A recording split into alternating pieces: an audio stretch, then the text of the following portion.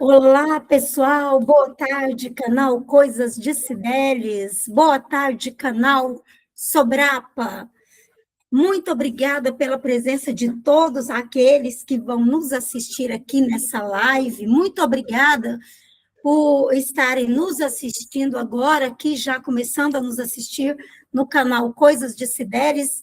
Eu, Cibeles, psicanalista, Pinheiro, e a professora Ângela Almeida, ficamos muito gratos aqui com a presença de vocês. Nós representamos o grupo Sobrapa, Sociedade Brasileira de Psicanálise e Autismo. E hoje nós vamos falar a respeito de relacionamentos traumáticos na contemporaneidade.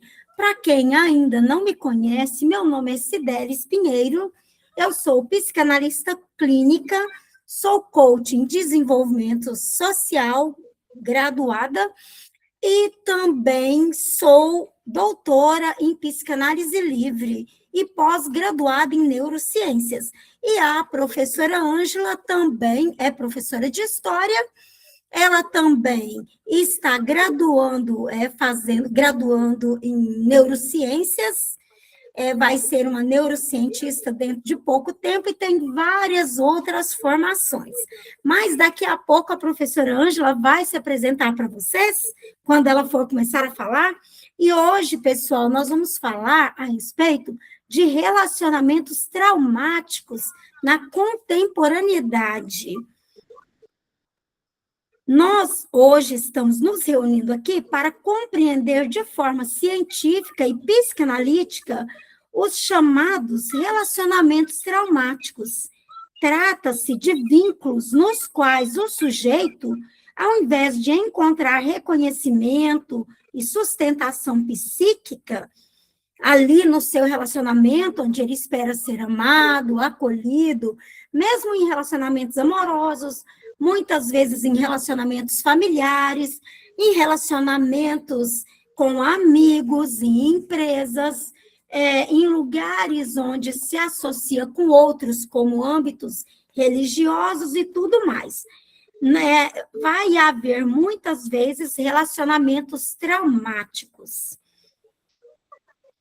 onde, de certa forma, a pessoa pretende encontrar sustentação psíquica e é atravessado por experiências de dor, repetição e de ciclos de desorganização emocional. E de onde vem isso? É o que nós vamos aprender hoje. Nosso objetivo não é apenas descrever, mas ajudar você a compreender os mecanismos inconscientes que sustentam as relações.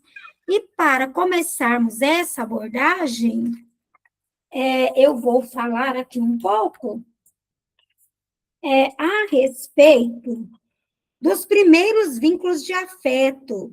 Por exemplo, o primeiro vínculo de afeto, no narcisismo primário, o sujeito, ele pensa que ele e a mamãe é um só. Depois de perceber que ele e a mamãe não é um só, quando ele começa a perceber, a mamãe sai, a mamãe volta, a mamãe deixa a bolsa, a mamãe pega a bolsa, ele começa, depois de 6 meses, a perceber a existência do papai, de um irmãozinho, de um avô, ou talvez de quem cuida dele ali. Essa passa ali ao narcisismo secundário, é onde a criança começa a se frustrar. Nós somos elaborados, pessoal, não é pela alegria, nós somos criados, a nossa personalidade é formada pela dor. É pela dor que nós... É como você vê alguém fazer um instrumento de ferro. Como é? Ele vai ser ali, ó, aquecido no fogo para forjar aquele machado, aquela enxada, aquela faca, aquele instrumento para que seja usado depois, passado no fogo. Assim nós também começamos desde cedo a nos forjar no fogo. Então, pessoal, através da dor começa a se formar a nossa individuação, a nossa personalidade, o nosso ser individual.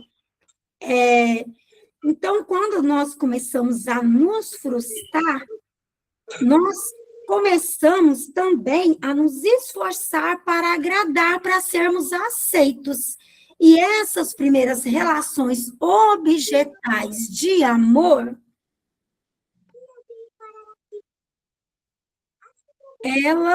nelas é necessária a frustração, para que o indivíduo se esforce, mas se a frustração for demais, for grande, for exacerbada e houver carência de afeto e cuidados, a criança pode recalcar sentimentos de abandono e de carência afetiva.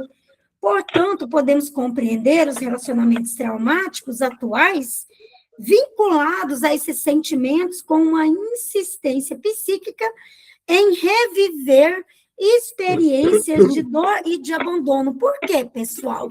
Porque é isso que você aprendeu na sua infância e, na verdade, passa a parecer normal para nós aquela maneira de agir. Se nós sofremos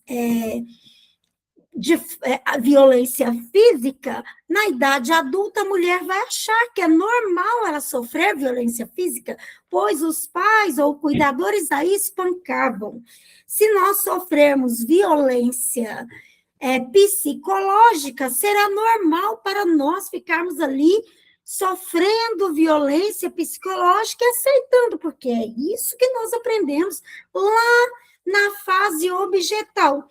Então, é assim que começa a fase de repetição, que se articula ao conceito freudiano de compulsão-repetição, no qual, ao passar por algum tipo de frustração atual, o sujeito retornará inconscientemente às cenas não elaboradas, a dores que ele recalcou, que trouxe, nosso inconsciente fica na nuca, onde fica o id. O id é a instância do prazer. Então, fica aqui, id, ego, que é o que equilibra, e aqui o superego, as falas dos nossos pais, dos cuidadores na nossa mente.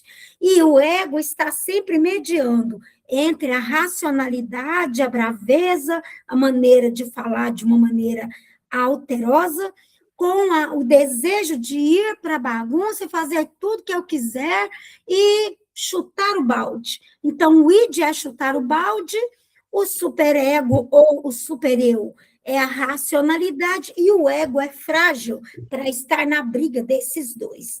Mas agora, para continuar aqui, eu vou convidar a professora Ângela Almeida a se apresentar para vocês e continuar falando, pois ela tem muito conhecimento a estar compartilhando conosco. Afinal de contas, ela é uma perita em relacionamentos traumáticos. Pois não, professora Ângela, fique à Boa vontade. tarde, Cideres. Boa tarde, pessoal. Muito agradecida pelo convite, Cideres. Agradeço ao Sobrapa também pela oportunidade. E eu sou graduando em História e graduado em História e faço pós-graduação em Psicanálise Clínica e Neurociência. Então, vamos falar hoje sobre os traumas, que isso é um tema muito importante, né, com relação às relações entre as pessoas, né, porque é muito importante a gente compreender como o trauma se estabelece, né, principalmente em relação a essas questões relacionais. Então, pessoal, desculpa, eu esqueci de falar que também sou mediadora em educação especial. Então, pessoal, na psicanálise, né, o trauma relacional ele não é visto só como um evento ruim, né, vivido no relacionamento, mas ele é uma experiência emocional que de grande maneira, né, ele ultrapassa essa capacidade psíquica do sujeito de simbolizar, né, de elaborar e de integrar a sua existência à sua psique aquilo que ele viveu. Então, o trauma aparece desse encontro com o outro, né? Quando ele produz angústia, desamparo, humilhação, abandono, invasão ou violência. E dessas questões, né? Essas questões vão deixando marcas, né, profundas na constituição do eu, do self, né? E na forma da pessoa se relacionar e se encontrar no mundo. Então, diferente de um trauma que é exclusivamente ligado a questões de acidentes ou catástrofes extremas, né? O trauma, né, extremas e externas. O trauma relacional ele nasce nesse vínculo, né, entre seres humanos, né? No amor, na família, no cuidado, na intimidade, no reconhecimento na ausência dele. Então, Freud ele nos diz que ele estuda, né, o trauma como excesso psíquico. Na análise de Freud, ele vê o trauma como um excesso psíquico. Ele compreende, né, o trauma como esse excesso de excitação que o aparelho psíquico não consegue elaborar. E, em muitos casos, o sujeito não consegue transformar a experiência em representação simbólica. Então, ele retorna sob forma de sintomas, compulsões, ansiedade, repetições do sofrimento corporal. Então, esse excesso, geralmente envolve um abandono emocional, uma rejeição afetiva, violência física ou psicológica, humilhação, negligência, invasão dos limites subjetivos, amor condicionado, né? Se você não for obediente, eu não te amo, né? Se você não for submisso, eu não quero saber de você, outras coisas nesse sentido. E relações imprevisíveis, né? Como relações narcisistas, que é complicado. O narcisista é muito imprevisível. Então, o trauma, né, ele não depende do acontecimento em si, mas da forma como o sujeito viveu psiquicamente, né? Porque o que acontece? Duas pessoas elas podem passar pela mesma situação e apenas uma se traumatizar profundamente, porque vai de acordo com que aquilo afeta aquele ser, né? Que forma que ele constituiu o seu self dentro da sua experiência cotidiana e vivida. Então, Freud percebeu que o sujeito ele tenta e tende a repetir experiências traumáticas nas relações futuras, aquilo que ele chamou de compulsão-repetição. Alguém abandonado pode escolher repetidamente parceiros indisponíveis. Alguém mulher pode buscar relações marcadas por submissão ou agressividade. E na psicanálise, né, para a psicanálise, o ser humano ele nasce em condição radical de dependência, né? O que ser humano é um ser socialmente, ele é constituído socialmente, ele não é constituído só individualmente, né? Então, o bebê necessita do outro para sobreviver física e emocionalmente, porque o ser humano é o único que nasce dependente. Os outros animais todos, eles já nascem independentes, né? Esse estado, chamado por Freud, por desamparo primordial, né? Então, o trauma infantil relacional ele pode ocorrer por ausência afetiva dos cuidadores, né? Inconsistência emocional, violência verbal, alcoolismo parental, abandono, excesso de crítica, parentificação da criança, abuso e indiferença emocional. E, nesse caso, a criança não apenas sofre, ela passa a construir sua identidade em torno da insegurança, da falta de reconhecimento ou do medo de abandono. Muitos adultos traumatizados relacionalmente, né, eles vivem relações amorosas como tentativa inconsciente de reparar aquilo que faltou na infância. Então, se eu tiver a oportunidade ainda dentro dessa live, né, posso falar sobre o trauma na perspectiva de Winnicott. Se não der, a gente faz talvez uma outra live, vai aprofundando esse tema, né? Nós temos muito tempo, professora Ângela, nós vamos poder falar muitas coisas por aqui. Então, pessoal, em todos esses casos, há uma assimetria psíquica que compromete a autonomia do sujeito. E essas falas e atitudes, elas ficam aí grifadas no nosso psique. relações abusivas, emocionais, psicológicas e físicas, as relações de dependência afetiva, que tão bem a professora Ângela colocou, essas relações marcadas por negligência emocional e as relações com dinâmica narcisista, ou a idealização excessiva no caso do narcisismo, você tem que ser tão bom quanto eu ou melhor, ou relações com desvalorização, você não serve para nada, você é burro, coisas desse tipo. Em todos esses casos, compromete a autonomia do sujeito e faz com que, no futuro, esse sujeito, muitas vezes, se procrastine. Então, é importante compreendermos que essas relações frequentemente operam por mecanismos de defesa, como identificação com o agressor, formação reativa, que é a inversão dos sentimentos, onde, por exemplo, a raiva vira carência ou submissão, e essa idealização, ele tem ciúmes de mim, por isso me bate porque me ama. Então, isso aí é uma maneira da pessoa ela estar aceitando, reproduzindo o trauma e vivenciando aquilo que ela internalizou na infância. É normal apanhar, porque meus pais me batiam demais. Então, qual é a origem psíquica da repetição, né? Na perspectiva psicanalítica, nós não podemos analisar o relacionamento traumático de maneira isolada. Ele está inserido na história do sujeito, ao longo da vida do sujeito.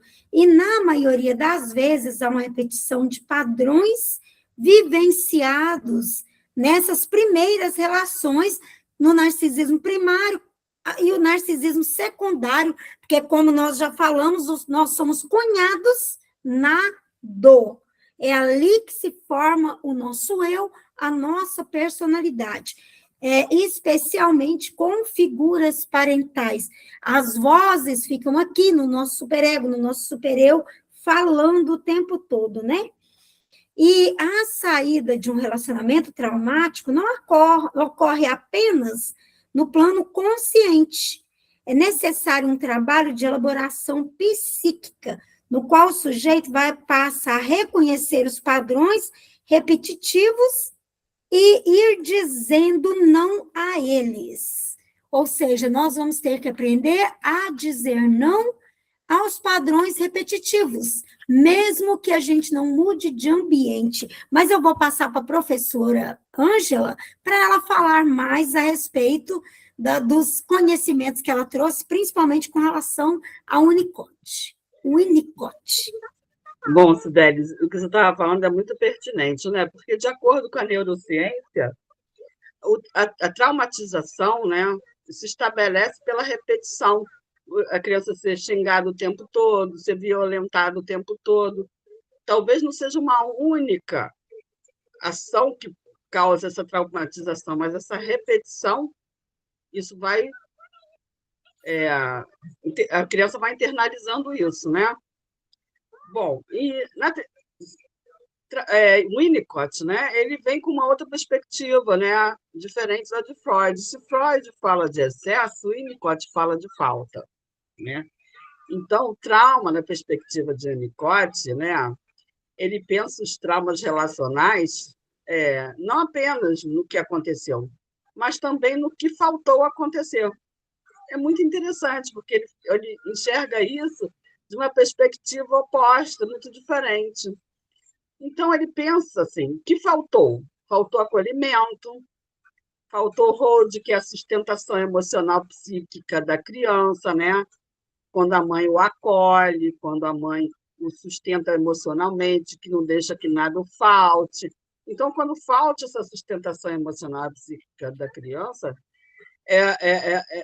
acontece uma traumatização. Faltou, a criança também precisa de previsibilidade. Eu trabalhei muito com crianças autistas e elas precisam muito, assim, elas precisam dessa previsibilidade. É impressionante como as crianças com autismo elas necessitam de tudo de acordo, né? Tem que tudo funcionar igual. Eu trabalhei com um aluno autista que, quando eu sabia que ia ter alguma mudança de cotidiano, de rotina, eles precisam dessa rotina. Eu tinha que conversar com ele antes da mudança, porque as mudanças são assim muito difíceis deles suportarem, assim, eles não conseguem sem entendimento, eles têm que compreender primeiro para vivenciar depois. Agora você vê, a criança com autismo, ela necessita disso. E as crianças, quando estão muito pequenas, né, elas precisam dessa previsibilidade para se sentirem seguras emocionalmente. Uma rotina, não é, Ângela? É, essa previsibilidade dá segurança, né? E eu vou falar uma coisinha aqui no meio do que você está falando, porque eu me lembrei de uma história. Eu me lembrei de um casal que o homem ele se separou da esposa com 3 filhos pequenos, 2 meninos e uma menina, e essas crianças, elas lá com aquela madrasta, elas olhavam com tanto medo que elas pareciam robozinhos correndo pela casa. O olhinho delas, assim, olhava com muito medo. Dava para perceber que, quando não tinha ninguém por perto, provavelmente aquelas crianças apanhavam e eram castigadas pela maneira de agir delas. Eram os 3, saíam os 3 assim, em fila indiana, andando um atrás do outro, com o olhinho, olhando para aquela madrasta, morrendo de medo. Né? As crianças elas não sabem esconder muito. Visibilidade, Visibilidade. de como é que eu vou ser tratado. Se a criança já está com medo, ela vai passar. Ela não sabe qual vai ser a reação. Vai ter medo o tempo todo. Então, também falta uma continência emocional, né? Quantas vezes você vê uma criança se jogar no chão, se debater, gritar? Ao contrário, né? E os pais, ai, meu filhinho, levanta. Aí vai virar um narcisista grandioso. Eu me acho, eu sou poderoso, eu sou superior. E também, como o Winnicott sempre fala, faltou um ambiente suficientemente bom e uma mãe suficientemente boa, né? E vai causar aquela história, igual nós vimos outro dia, de que meninos bateram em meninos vendendo paçoquinha, porque eles eram meninos de classe social alta. E judiaram e bateram e jogaram fora um instrumento de venda daquelas crianças para ganhar dinheiro. Olha que absurdo. Então, o Winnicott ele mostra para a gente, né, que o bebê ele precisa sentir que existe um outro capaz de sustentá-lo emocionalmente, né? Quando isso falha de maneira intensa ou repetitiva, surgem aí as rupturas no sentimento de continuidade do ser, né? E aí o sujeito pode desenvolver um falso self, né? Um vazio crônico, uma sensação de irrealidade, dependência afetiva, medo extremo de rejeição, dependência afetiva, incapacidade de confiar, né? Isso é importante, né? A criança não se sente segura para confiar no adulto. E quando ela fica adulto, ela vai repetir o padrão do medo, da insegurança, e até aquela criança que apanha muito dos pais na infância e fala, não, mamãezinha, não me bate mais, eu te amo, mamãezinha. Não é porque ela ama, é porque ela não quer mais apanhar. Também pode desenvolver relações fusionais ou evitativas, né? Ou ela tenta absorver um pouco assim, a mãe quer aquilo e ela faz exatamente o que a mãe quer, ou então ela simplesmente ela evita aquela mãe, ela finge gostar de alguma coisa para poder sobreviver. E aí vai virar aquela pessoa que no futuro é aquele falso profissional, é aquele falso religioso, é aquela pessoa falsa na vida cotidiana com as pessoas, aprendeu a ser falso desde a infância para agradar. Então, né, o trauma relacional, na perspectiva do Winnicott, produz frequentemente pessoas que vivem entre dois extremos, né? O apego excessivo ou afastamento defensivo. E, às vezes, elas vivem as duas coisas. Né? Isso. De um modo, ela acaba se apegando num certo momento, e em outro momento, ela se afasta como uma defesa, Mas um como nós mecanismo estamos de trazendo defesa. o que isso traz para a vida adulta, as relações traumáticas, né? Isso na vida adulta vai gerar vários problemas, vai gerar aquela criança que falava, mamãe, não me bate mais, eu te amo, ela vai ser um dependente emocional. Sim. Muitas vezes vai apanhar e não dá conta de sair do relacionamento. Vai virar aquela pessoa que muitas vezes tem dificuldade de ocupar o espaço, porque quando era criança não podia abrir a boca e falar nada, porque tinha que calar. Existem muitas crianças que você vê que elas são quietas, muito quietas. Elas estão sempre no cantinho, assim, só observando. E tem a dificuldade imensa de se relacionar, né? E na vida Elas têm, adulta, que adulto vai ser este? ele se sente retraído, ele está retraído, ele tem esse afastamento defensivo, né? Aí no futuro vai ser o introvertido, vai ser o adulto que vai conseguir viver melhor consigo mesmo do que com outros. Ele não vai gostar de socializar tanto assim. Ele aprendeu a ser internalizado desde a infância. Internalizou esse modo de ser. Não é isso, professora Ângela? Exatamente. E o Winnicott, você vê que a perspectiva do Freud é o excesso, né?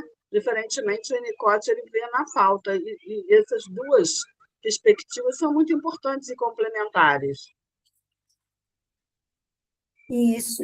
E do ponto de vista clínico, nós observamos que esses relacionamentos não são sustentados apenas pelo outro, mas por uma economia psíquica interna, onde o sujeito muitas vezes permanece nesses vínculos destrutivos, como, por exemplo, muitos que levam até mesmo ao feminicídio,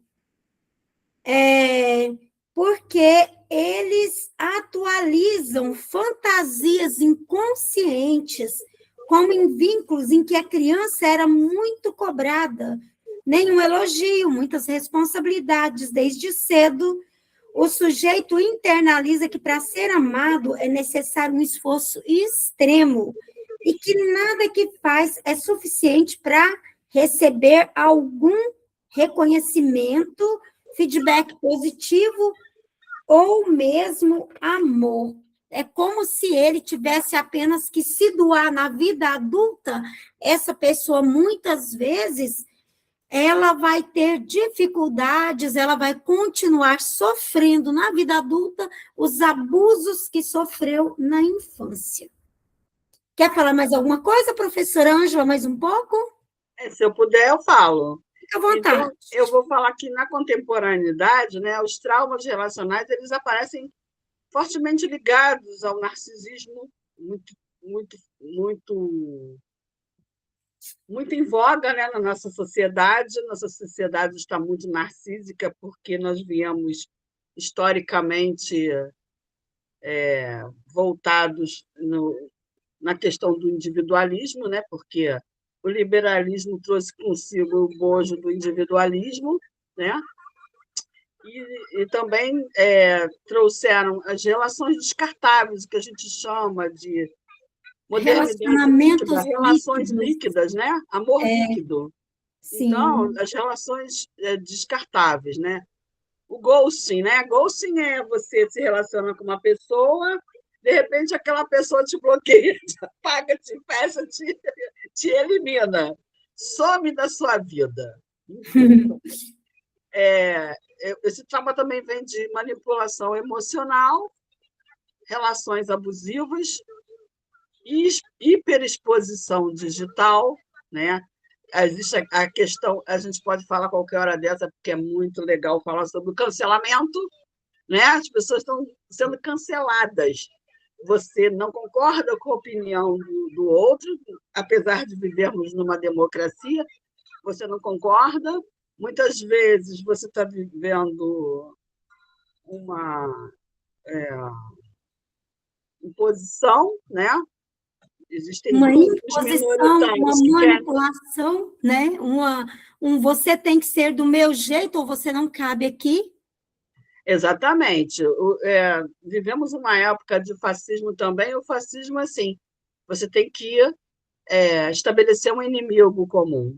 O inimigo é aquele que não concorda com a sua opinião.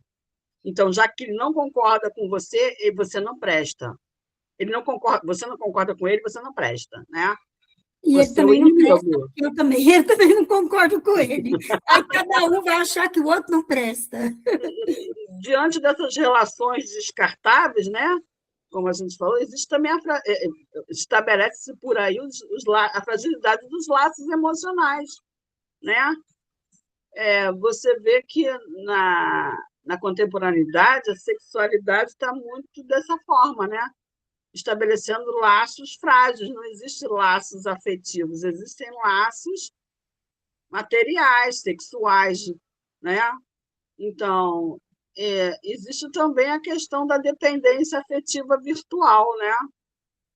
Esses traumas relacionais, eles se estabelecem também por dependência afetiva virtual, né? Porque às vezes a pessoa, você veja bem, muitas pessoas são esses, como é que a gente diz, essas pessoas que influenciadores, né? Muitos são Sim. influenciadores, e quando eles têm essa dependência também, tem pessoas que têm dependência afetiva desses influenciadores, né?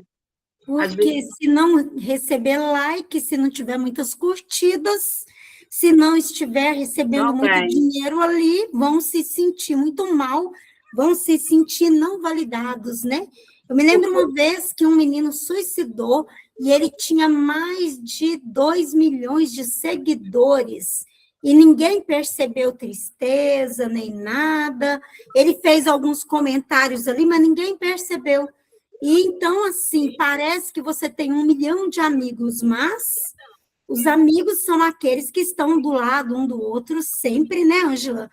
Como a nós, gente aqui nós sempre conversando vimos todos os dias também uma com a outra, né? nós vimos também essa questão do Discord, né? Que Sim. se estabelecem grupos até de violência, né, social, violência contra a E mulher, mesmo em abuso alguns sexual. lugares, parece que. Você já assistiu aquele filme? Um filme, o nome dele é Eu Me Importo. Eu Me Importo. É de uma psicopata.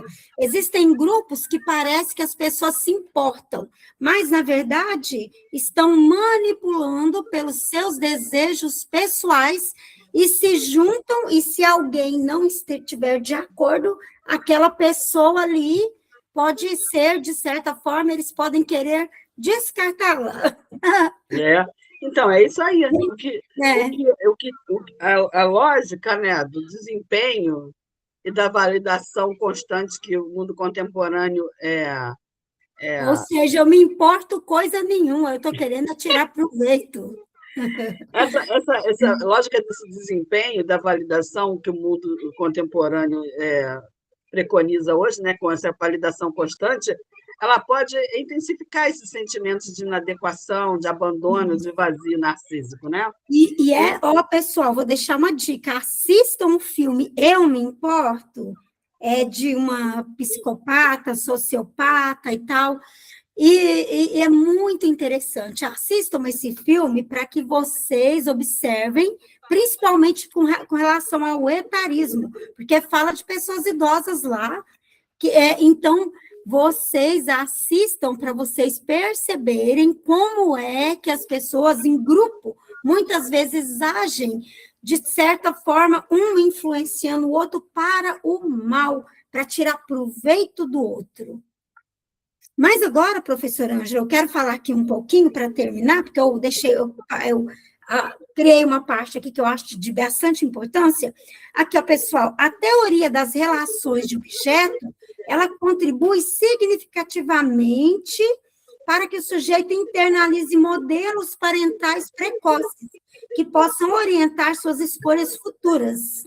Assim, o que é vivido como amor pode, na realidade, ser uma reedição de experiências primitivas de desamparo, rejeição ou inconsistência afetiva. E como é que pode ser a saída de um relacionamento traumático? Ele não ocorre apenas num plano consciente, é necessário um trabalho de elaboração psíquica no qual o sujeito possa reconhecer os padrões repetitivos e ir dizendo não a eles, mesmo que você não mude de relacionamento. Entendeu? Porque nem todo mundo vai conseguir sair do relacionamento. É possível mudar de atitude, não aceitando padrões de comportamento que adotava na infância. Preste atenção. Por ser coagido e até obrigado através de ameaças ou manipulações, seja agora específico, verdadeiro consigo mesmo, percebendo quadros de repetição e não aceitando esses quadros de repetição. E também é muito importante você não estar gritando, não estar brigando para ocupar o seu espaço. Comece com pequenas atitudes e vá ocupando todos os seus espaços e praticando a arte de dizer não.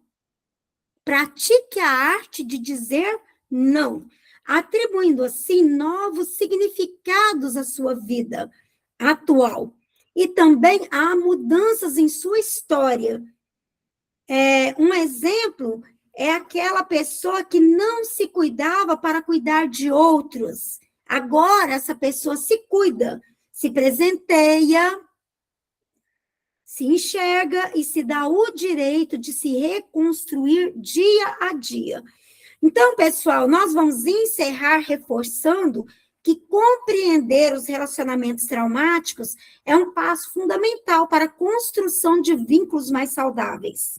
A consciência aliada à elaboração psíquica permite ao sujeito sair da repetição e abrir espaço para novas possibilidades, mesmo se o ambiente for o mesmo. Sabe por quê, pessoal? Porque a mudança é sua, a mudança é interna. Foi você que internalizou permitir que te batessem. Foi você que internalizou permitir ser dependente emocional demais. Aprenda um pouco de racionalidade, autoamor, autoaceitação e comece a colocar limites claros. Isso eu não aceito, isso eu não faço mais. Onde seu tempo, seu amor e seu valor pessoal esteja em alta. Só se doe quando receber na mesma medida. Doe bastante, sim, seja amoroso, seja uma pessoa que se doa, que é uma pessoa amorosa, mas de acordo com o que você também recebe na medida de amor. E nós precisamos aqui entender que a linguagem de amor de cada pessoa é diferente.